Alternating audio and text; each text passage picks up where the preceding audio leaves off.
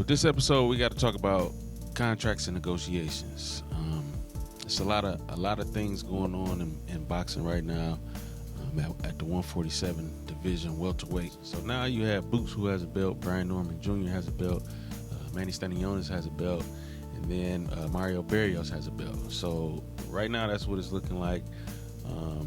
Nobody really dominates the division. A lot of people saying that it's Boots, but it's kind of saying that by default because he just got his belt as well. So a lot of those champions, or none of those champions, got their belts by beating champions. So it'll probably be a while before they end up fighting each other. What I think is going to happen is they're going to defend their belts a few times, and then you're going to start seeing champions unify, or you're going to see people start moving up in weight. It's already talks of Boots moving up in weight, and this is where I was talking about contracts and negotiations coming in. Boots, it's hard for Boots to get a fight. A lot of people don't want to fight him at 147. He's a bigger, skilled welterweight.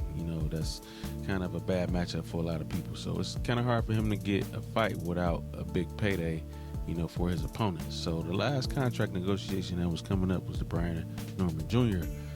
Contract negotiations. That was a contract negotiation that was very public. I've never really seen any negotiations that was that public in boxing.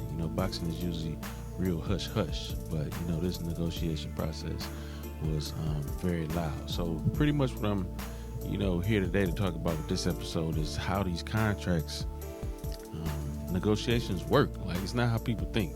It's not like you see a boxer say, oh yeah, send a contract, or we just sent the contract. And I'm not talking about anybody specific. You can go through the years and put anybody's name on it, but you'll see boxers say, send a contract, or we sent the contract, we didn't hear anything, they denied it or something like that.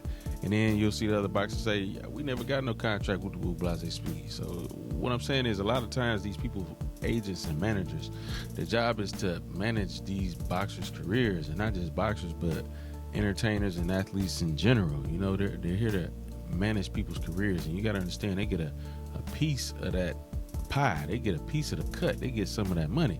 So the manager and the agent, they're not going to put their client in a position that's going to lose them money by putting them in a fight that they might not be ready for, or putting them in a fight that's too much risk for the amount of reward that they get. So you got the Brian Norman Jr. and Boots purse agreement coming down to $300,000, and they ended up walking away from the deal. Or at least that's the talks around the streets, the boxing community.